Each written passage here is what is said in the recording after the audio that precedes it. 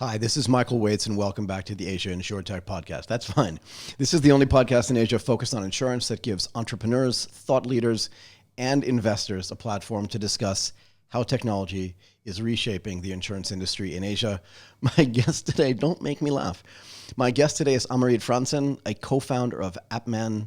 How are you doing today? Hi, thank you, Michael. We should have called before we did this because we're wearing the same clothes. Yes. It's always a bad look. Yeah.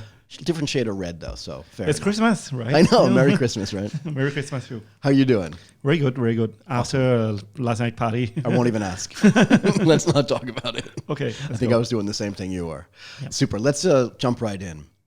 What do you think are some of the biggest trends in InsurTech in Asia right now? Yeah, I think right now people are talking about like how to cut the middleman out, right? I think a lot of podcasts you're talking about before. But for us, that is not the case.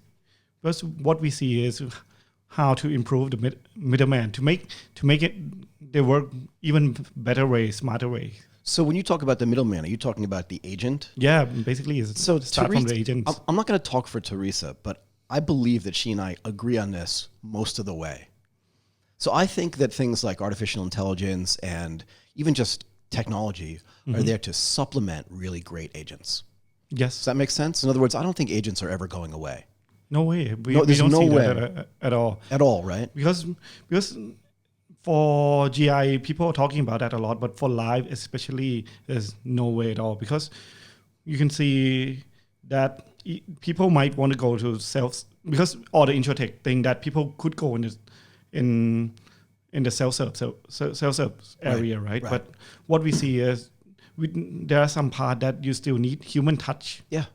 For that part. I want to get into your background in a second, but I just want to finish this thought first. I don't even want to order a pizza from a machine. I want to interact with humans. What if I want like a little more pepperoni? Do you know what I mean? Or what if I want the crust just a little bit more crispy? Yeah, that is the part where our technology can serve the agent, which that's like the way you want pizza, right? So the let's say the counter people, they don't need to know what kind of ingredients that you have in the back. Don't need to know at all. Yeah, that part of our technology could serve that. Right. They don't need to remember all the products. Right. But what they need to sit there and care about the customer to find the exact or input exactly what customer need to our system. Right. And then we cater the best product for the customer. So let's get back to that in a second. But before we do that, can you give us a quick summary of your background for context? So just so we know how you started. Yeah, we started the company as, let's say, a software company during like 2011. Right. Actually, as an outsider of insurance industry also. Right. And then we landed some first project.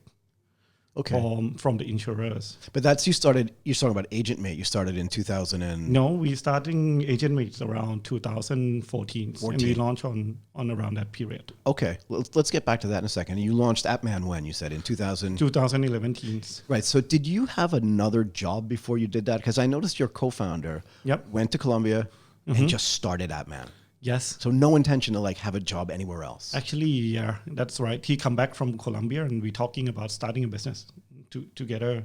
Like during that period, we see opportunity of after Steve Jobs launching App Store, right? So it's opportunity for people, anybody can create apps on the App Store. But were you a software engineer by training? No, I'm not at all.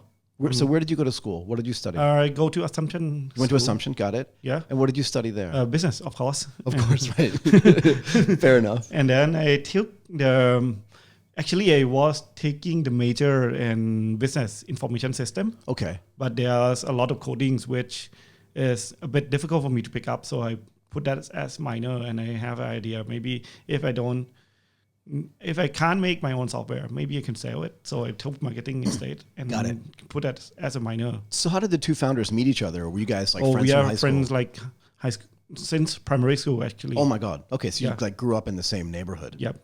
That's amazing. So when he came back from Colombia, he was like, let's not go work for some MNC. Let's just build our own stuff. Yeah. And is he he must be an engineer, right? Yeah, he is. Engineering. He is computer science and engineer. Okay. Background.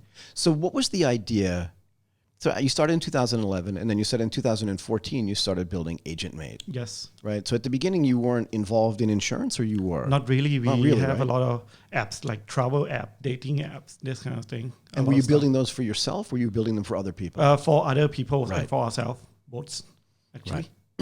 Right. So this was, I mean, isn't this how Ukbi started as well, right? You just open up a software house and then you think, wait a second, here's an opportunity. I'm not going to do this outsourced. I'm going to do it myself.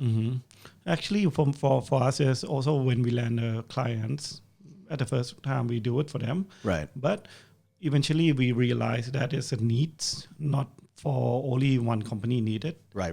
We see as a whole industry needed. And then we start packaging out for each of them. Got it. How big is the team? Right now, in total, around 130, including Vietnam. Including Vietnam. So how many developers do you have in Vietnam? Around 10.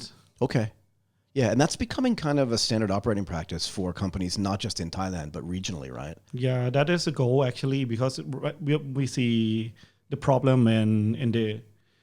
Actually, I think we start too low for being regional. If we start right now, I think the idea, you need to be regional right away. Okay, we'll get to that at later as well. So what was it about insurance that started interesting you back in 2014? Why did that seem like an opportunity for you and the team? Actually, some people just come into us, ask us to do some financial need assessment for the agent to meet the clients. Okay. And then we start learning the process of how to work with insurance. And we see that there's a huge opportunity, and they're still underserved in technology. Right. So what was the response you got when you actually went to the insurance companies and said, we can build technology for you? I mean, it's in the name of the software, AgentMate. You're not trying to get rid of the agents. Yeah, you're trying to be the agent's friend, it sounds like to me. Yeah, actually, that is why we have that name. It's very funny because we come up with some software before, like the software for the sales to go to meet clients, and then they can do presentation, which called SalesMate. SalesMate. So just a bit tweak of the name, because during that period we just need to launch it as some name. Okay. But it's a bit hard for us right now because we're not only serving agent anymore. We're serving on the banker side, bank assurance, and on the broker side as well. So let's talk about all three of those things if you don't mind. But I want to get back to your philosophy around the agent, right? What is the view you have on the role that agents play, and how is it, again, different for different lines of insurance based on your experience? Yeah, what we see also is actually when the agent go to meet clients, it's not only about selling, right? It's about customer service. Okay. So they take care of customer in the whole lifetime period. That's what we see. And actually, new agent, I think you heard all the time that average age of agents has become older and older. Oh, I didn't know that. Okay. It makes sense, but I hadn't thought about it. Yeah, but right now what we see is new generation, they want to be working more digitally, which the insurers before, they couldn't work that way as fast as the digital natives. Right, but does that mean that the companies themselves weren't convinced that it was necessary to be digital, or was there pushback from the agents, or was it kind of a combination of both? Actually, I think they themselves, they understand pretty well that they need to be digital. Got it. And the tools is very important for them to recruiting the new millennium. New agents though, right? Yeah. So what have you found when you go to sort of, I don't want to say older, but existing agents, and you say, here's AgentMate, a tool that you can use to accelerate your sales or do something better? Are they first a little bit standoffish, or? I think the first idea is maybe when we start selling at like the first period, right? It's a bit difficult about insurer about trusting us more than trusting that, okay, this system, they need to have it. Fair enough. But I mean, you had already been operating for 3 or 4 years selling other software. 3 to 4 years, but we are still out. When the insurer look at that period, they look at us as outsider people. Right. Because you don't know anything about the industry. Yeah, something like that. Got it. So you said you have 100 and something people in the company. When did most of that growth take place? The more of the growth take place around last 2 years. Really? So this is after you get into the insurance business? There's a relationship between that and that, yeah? Yes. After we raise the first angel round, and then we can increase our team, and then the business start picking up. So did you raise a round at the AppMan level or at the AgentMate level? The AppMan level. You did? Yep. That's really interesting. Yeah, but what the difficult part is, we need to convert our team from other projects to be 100% on insurance.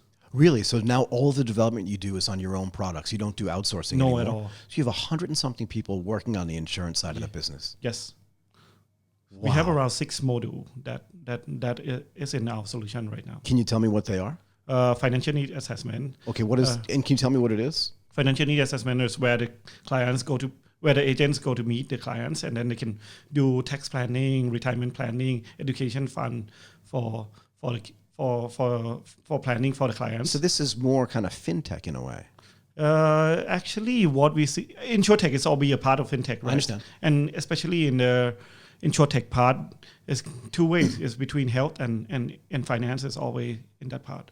Got it. Okay, so that's one product that you have. Yes, and then they after they plan for the clients and done, and then they can start do premium calculation, generate sales illustration on that on our iPad. So what does that mean? So they go in with a tool that does this financial assessment. So it's capture some few data, Right, get some data. Yeah, for what they need, and then they can code on what they need. Okay. Offline. I got it. Yeah. Okay, and is that on their iPad, did you say, or on their phone? Yes, on the iPad and on the phone also as well. So your agents go in with an iPad. Yep. Is it their own? Do the companies provide No, it? their own, actually. It's all their software. Actually, it depends. Some company, they allow agents they buy for like top agents. Some company, they allow people to do DIYs. Depends. So bring your own device, right? Yep. Fair enough. Okay, so then what are some of the other modules that you have? And then after we code, and then they need to start capture more data to do underwriting part. Okay. So they need to answer in all the application form, which would match with the same code. I don't understand. So basically what they code, right? So they need, if you still in the office, so you need to find the right product, the right form to bring it up. So basically you can bring the form up right away. So are all the forms digital? Like is all that? Yes, has it's all all been digital. digitized? Everything no paper at all. Okay, nothing. Yep. Got it. And then they can use their tools, either the phone or tablet, to capture like document that are needed for attachment. Got it. What else? And then they sign and payment right away.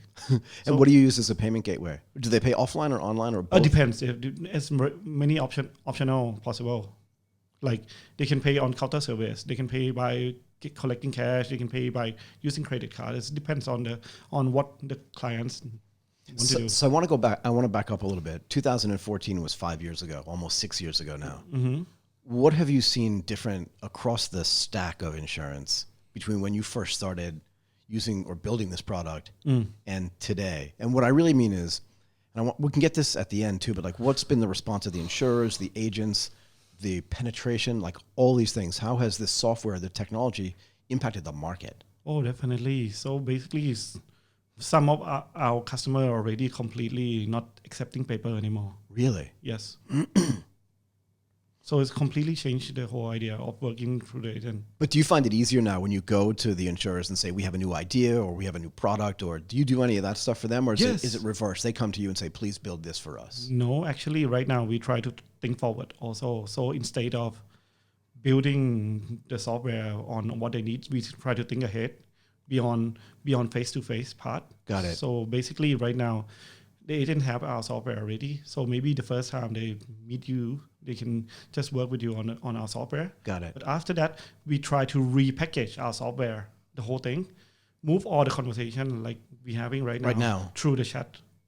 Oh, that's the other thing I was going to ask you. Yeah. So basically, the agents can talk with you on the personal touch on chat, personal chat. Right. And then they can conduct the sale in the right conduct. So there was a company, I believe, called Page 365, right, that was trying to automate the process of what we used to call F sales, right? F commerce, right? So on Facebook, you would chat, not a bot, but to a person, and they would capture all that information, and then they translate it into sort of actionable things.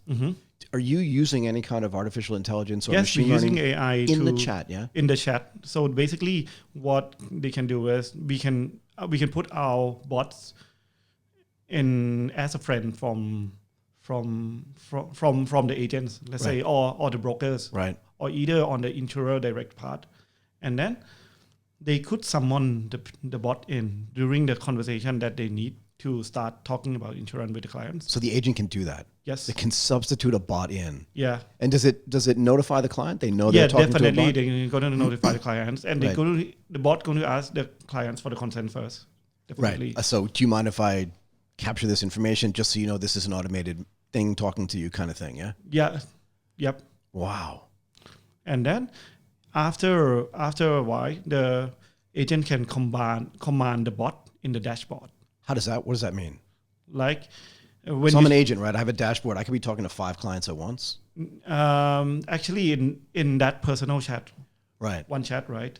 So it's one-on-one. I got it. So basically, you can click in one link in that and the dashboard will come up to command the bot for capture information, to quote the price, to capture the data. So this is the other thing I wanted to ask you. When we were building sales trading systems for the stock trading business, we built this thing called the automated sales trader, right? So it's kind of like this, although we never let a bot talk to a client. But what we did have was a massive amount of information, like all the clients' trading history. Hey, you used to buy Toyota. Now, what are you buying? When on that dashboard, does the salesperson have access to kind of, not all of it, but a whole host of back data on that client? So when I talk to them, I have just all this information. It feels like I know them personally. So that part is not we are getting in yet, but the part that we need to capture data, like we can the agent can talk with you, right? At the end of the year. So you say my car is expiring. Right. So I say, okay, we can get some product. I go on the dashboard. I send the bot to ask you like to capture the car data first. Got it. In the form, in the context of getting data, and that is convert into the into building the insurance product out. Right. And then you can pick the product on the chat While I'm doing it. Yep. So can I, as a salesperson, as a sales agent, right, as an agent, can I then say to the person, here are your 3 choices, right? Because the bot has now taken this information, created a few different options for me, and then I can say that to the client, or does it automatically go to the client? Automatically go. So basically, this is where come in as my pain. Actually, I have a broker license. You do? Yes. Okay. Actually, it's expired already now. I won't tell anybody. But I'm not selling for a while. But what I figure out after I try to sell car insurance for my friend actually is people who buying is a peer of mine. Right. So it's like just like that. So basically, when I say I have license, okay, I buy from you, and then Go ahead. and then I start figuring out like how to get the price. And so I go to take exam, got the license, go to the insurer, get the product with me. But when I need to quote the price, it's very difficult. Because I need to call. So basically, my friends say, okay, this is my car. Can you quote the price for me? right. So I need to call the branch. The branch need to check up the price for me. Even now. Yes. So that's not automated yet. Not yet automated. But you will do that, right? Actually, no. This is an experience The that experience what you I had. had. Yeah, got it. Go ahead. And then the branch quote the price for me, send it through email to me. I need to download all the code I got it. and forward it to them in the PDF In a form. PDF form. It doesn't make sense No, for it me. doesn't make any sense at all. Yeah, it's not seamless. No. That is a Well, major problem. it's filled with friction. Yeah, it's filled with friction. You can say that. Right. Yeah. And then once he want to buy it already, he just transfer me the money, and then he take the photo of the car, take a photo of the details. Got it. Actually, everything is in the chat. Right. Right. So- So now, So right now we put the bot in that that process to Right. quote the price in the conversation right away. All the data that he given me, Right. capture in and convert into text file. oh wow, so that creates that form for you. But this reminds me of like real-time market data. In other words, it just reminds me from my trading days. In the old days, you'd have to wait for a quote, write that quote down, or send the quote to somebody. But once the exchanges were electronic, all the prices came in real time. Yep. It just made trading so much easier, which is now, it sounds like you're making buying insurance so much easier. Go ahead. Because what we believe is not the insurance have 2 parts, right? The part of lead generation part. Yep. That is the part where the agent can come in, the broker can come in to help during that Sure. period. And Lead the other gen. part is selling process. Right. So they can focus on, or the agent and broker can focus on on the leads part instead of all the worrying on the selling process part. So how do you help them on the lead gen part? The lead gen is not yet. I think that is the job for the broker and the agent and the intermediary to be there. Right. So we talked to a couple of companies that just do lead gen. Really interesting how they use social media and other channels to do lead gen. And we can talk about that in a bit as well. Unless I'm mistaken, in some other countries, anybody can be an agent without being licensed. Actually, I still believe that people need to have license. I'm not saying it's right or wrong. I'm just saying that in some countries, I think India is one of them, where kind of anybody can sell insurance to anybody else, as long as they register and then get certified. Okay, so it's a license. It's kind of licensed, but it's not actually they're not licensed by like the insurance commission or whatever, right? But do you think there's an avenue for, like you said, you were selling before, and maybe you were selling mostly, I don't know, to your friends, and they were buying from you because they trusted you? Yeah, basically, right. Insurance is about that. It's about trust. I agree. But do you see a time where, right? Because today, in Thailand, and I believe in most other countries, actually, I work for a particular insurance company. So I don't have the full gamut of products available to me. I just have the products at that company. But do you see a time where people can use your software, and it's a maybe, right? But where I can become an agent if I just get certified, and then I have a group of friends, true, that trust me, and then I can have access to every company's products. Actually, I know that's not legal yet in Thailand. No, but actually, it's possible. It's not about legally or not. But let's say when you are a broker or agent, if you want to work with some insurer, so basically you need to deposit the money to make sure that. So the insurers make sure that you need to have some kind of guarantee if you sell the insurance and you need to sell it back. Got it. I just find that social selling really interesting. But again, I don't think it's going to get replaced by machines selling to humans. I think we may see more people actually, because penetration for insurance in Asia in general, but in Southeast Asia in particular, is still low, right? Yes, still very low. It's still very low. We hope that this could play a big part on helping on that. How does that work? If we believe that any possible way that can distribute insurance, right? Yep. So it's about being at the right moment at the right time. Fair enough. So right, so like you and I could be at dinner, right, talking about I just bought a new car, or whatever I'm doing, and then that could just be a sales opportunity for you. Yeah, sure. Right, and I could do that too, right? If I find out Teresa just bought a new car, I could sell her something, right? Yep, and say maybe after that I could bring my iPad up and just do it. Do it for you, or either on the next day you text me and I could bring up like the textual conversation, right? And code the product and close the product right away. Right there, yeah. So I want to ask you this too. We talked a little bit at the beginning about, you said you have a dev team in Vietnam. Yes. Which is probably going to get bigger. Excuse me, before it gets smaller. Do you have clients outside of Thailand as well? Actually, we do. Right now, we're expanding into area that major. We have one business dev completely full-time in Jakarta. In Jakarta as well? Yes, to focusing on getting market there. And on Vietnam also, we are focusing on getting the market there also. Got it. But right now, we just closed on the deal with Cambodian one, the top one also. So you're expanding to Cambodia? Already. To Indonesia? Yeah, I think it's supposed to sign the contract by the end of this week. That's okay. And in Vietnam as well, or no? In Vietnam, we are working on it to get the leads. We have some few leads working on it already. And in Jakarta, we have a lot of leads. So what's your view? Because you've been operating this now for 4 or 5 years, right? Yep. What's your view on just regional expansion, in the sense that, how do you and I want to talk about some of the challenges of being a Thai company, but we'll do that later. But how do you see the opportunity moving out? Do you hire people on the ground? Do you send people from Thailand there? Actually, we do both. So really? we start in Vietnam by hiring local Vietnam who were working in Thailand. Got it. And want to go back home. Okay, that makes it easy, right? Yeah, so basically they come into our company and we train them. Right, then you send them home. Yeah, and we send him home to, and we send some of Thai people there because we want to make our environment more like international culture. Like at least 25% need to be international. But if that's the case, right? What is the language of your office?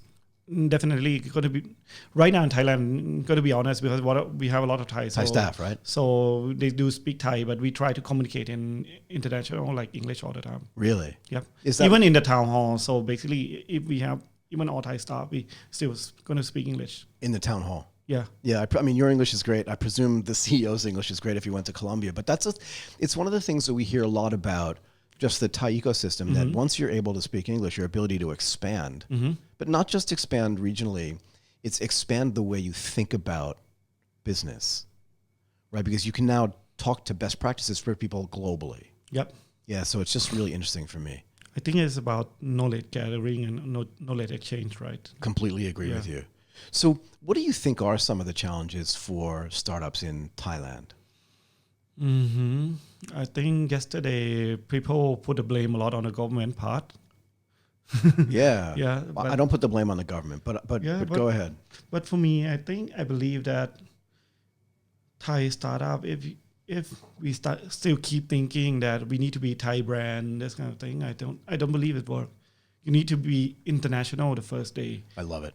That we call that company global started. from day one, right? Yeah, global from day one. So you need to think the way that how can you blend in. If you see Grab, like when they Grab are in Thailand, they say they are Thai company. Right. When they in Singapore, they are Singapore company. Yep. They are in Indonesia, they are Indonesian company. Right. So we have to have that mindset since the day one, and the founders part need to be open for having new partner who are international in the team also. Right. And this is a mindset issue, right? Yep. So what's the difference, or what's changed the most between 2011 and today? Just in the tech scene in general. It doesn't have to be just with AppMan. I mean, we've gone over a ton of the insurance stuff, but I'm just curious, just from a slightly higher level.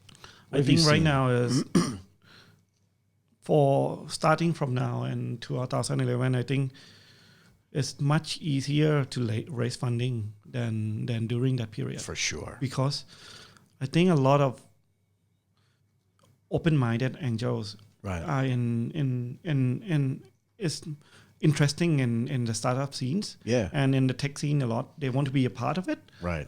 Even them from traditional business, they want to have the tech portfolio in Well, they can see the world changing, right? yeah, because just like that. And then I think somehow if you can gather that kind of people to join in your team, Right. that would play in a massive role. I want to go back to when you and your partner first started. Back then, there weren't a lot of startup companies at all. Actually, during that period, it was a starting period. I know. Yeah. So I was here then, right? So we have only a few VC like invent during that period. Of course. Have you heard of Ardent Capital? Ardent Capital, I heard of it, but right. So I was a limited partner at Ardent Capital. I So I see. was here back then, and I think a lot of it has changed, right? A lot of the mindsets there have changed. But from a company founder standpoint, when you told your mom and dad, I'm going to start my own company. definitely no one going to believe that for sure. That's what I wanted to know. Definitely. But once we start launching our first Products. app on App Store, Right. they start see the possibility already. Right. So then they start to believe. Yes. Because before that, it just feels like a dream in a way, right? Yeah. And once you can say, Dad, look. It's like a hobby, that. I think. Yeah. Like we used to say that. It's look like a bunch of guys doing something at the end of the day, Right. doing something together. Right. Yeah. But once they see it on the App Store, they're like, you did that. Yep. It just feels good, right? Mm-hmm. Awesome. I want to ask you, I want to get back to insurance, right? Because you've obviously interacted with a ton of insurance companies. And I want to kind of end with, what recommendations do you have, just based on your experience, for how the big insurance companies can deal with startups and InsurTechs? I think this is very important that if the most successful one is the one who not try to think as an insurer, but they need to think as a consumer by not giving suggestion to startup by themselves, but Right. open for startup to have a platform on their platform and work direct with the consumer Got it. And through them. through them, yeah? But Yes. have you seen that mindset change? I asked you a little bit about this earlier, but in the time that you've been doing this, between 2014 and today, is it easier for you to work with the incumbents? I think it is much easier for that part. But still, some insurer who have experience about doing this kind of stuff before, they would go slower. But the one who have experience already, they're giving us more opportunity to work directly with the user. Got it. Okay. Unless there's something else you want to cover, I just really want to say thank you for coming in and doing this. I learned a ton. This was awesome. Really interactive. Lots of back and forth. Thank you for inviting me on the holiday period. No. It's great. We're wearing our Merry Christmas shirts. Just want to thank you, Amarit Franssen, co-founder of AppMan, for coming in and doing this. That was super. Thanks a lot, Michael. Really, that was super. Thank you. Yep. Yeah.